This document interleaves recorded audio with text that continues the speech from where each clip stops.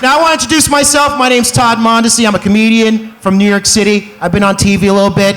And this is my boy, Sick Fat Tight.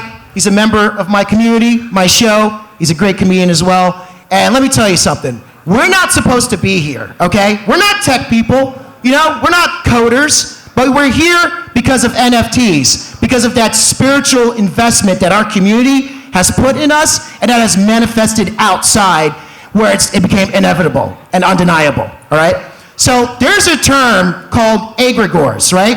Egregores. Egregores. Egregores. It's a theosophy. Egregores. It's a theosophy term where basically the group, people believe in a certain thing and it manifests, all right? It was big in the Middle Ages. It was like their version of the NFT, you know? And we're just doing it now for this generation, for 2021. Yeah. Because honestly, if you think about it, we just escaped the dark ages, right? We did. The pandemic was a reboot, and it made us think about everything and what are we doing with our lives, and made us think what do we do with money. We just like birthdays. There you go. There you go. Happy birthday to you.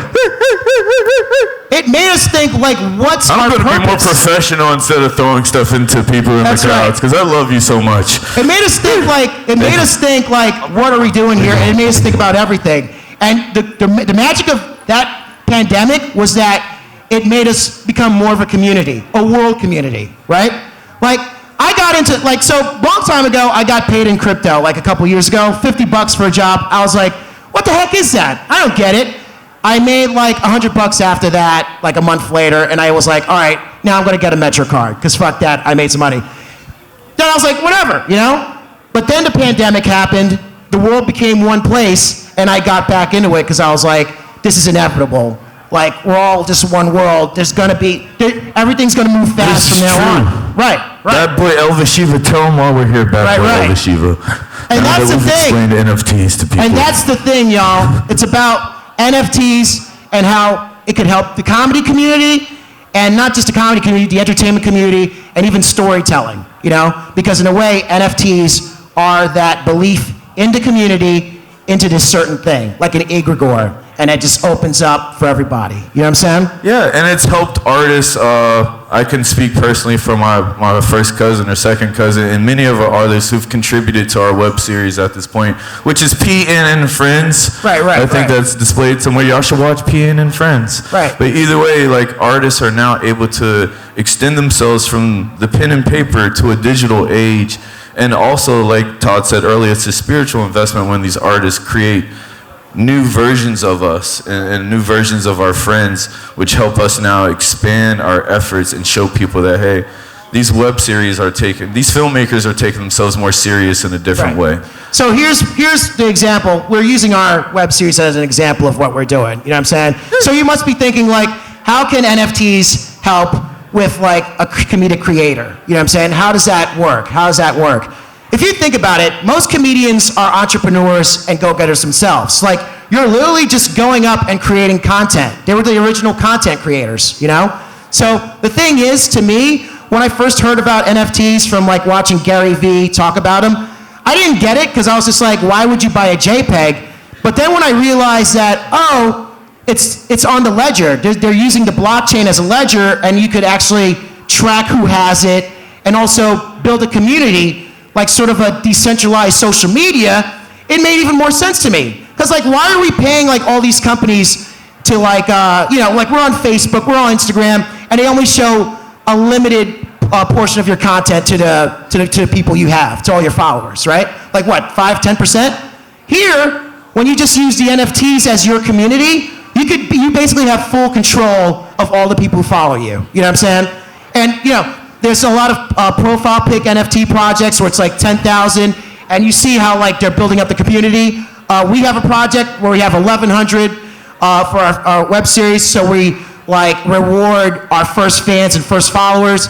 You could do whatever you want. You could build your social community and your social media through the NFTs and all that. You know what I'm saying? It's easy, you know? But it's also helpful in our storytelling process as well, because some of the artists are developing comic book style still imagery that can sooner than later be animated, which me and Todd have been working for at least 3 to 4 years with a certain animation team. and we want to expand those efforts in the future because that takes our web series from just the cell phone things that we've been, developing over years into something that's a little bit newer for the industry level that we're seeking. Right. Actually, that leads us to the first slide. Let's go to the first slide. Is there a clicker? Yeah, is there, It's okay. take that first slide. Slide. All right. There you go. So can we go to the second slide? The second slide? Well, tell us about the slide, because I think we've seen it before. Oh, there? All right, yo. Oh, there's a clicker there. Okay, There's a clicker. Yeah. Here you go, goat. There you go. This guy's a goat. Sometimes he forgets where clickers are, though. There you go. Go. Let's click that. Bam! All right. There you go. So, basically, we had a web series, It's acclaimed, all that stuff for 3 years. And we incorporate, like, pop culture and pop culture elements. And we were thinking to ourselves, like, how do we use these NFTs to promote our project? And once we, did this stuff, this is from Quintus Magic Brad guy, who's one of our artists. Magic is real.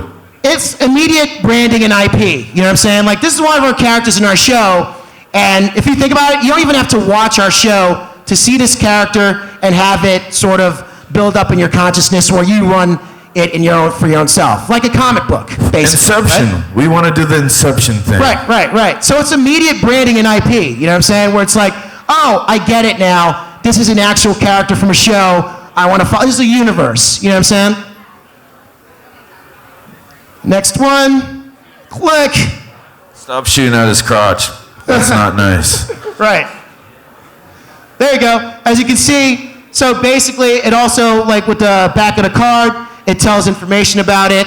You know what I'm saying? Immediate, IP and stuff. Tell him about Bad Boy Elvis Shiva. Bad Boy Elvis Shiva is the main villain in our show. You know what I'm saying? And we built it up. And there you go. Here's from another artist, Jeffrey Krozik, who's going to be in our next drop, and basically expanding storytelling and narrative. So our web series, it's low budget, but we have big ideas and big concepts. You know what I'm saying? So instead of actually trying to shoot it, we introduce these concepts through our NFTs like a comic book. You know what I'm saying? So, for example, we want to do a character called AIPN, which is in... AIPN is that's right. loading. We want to actually incorporate an AI character in our show. He's loading. That's a villain, but we can't afford that technology yet, but we'll introduce it here as a comic book, and then when it goes to that next level, you'll own that piece. You know what I'm saying? Which is cool. So it carries on, and there's more too, right there. So with the storytelling, And then meta collaboration and engagement. Basically, what we're doing is we're allowing our audience to be part of the story. You know what I'm saying? So basically, we had a bunch of friends who go, hey man, can we be part of your show? But they're not professional actors, they're not comedians.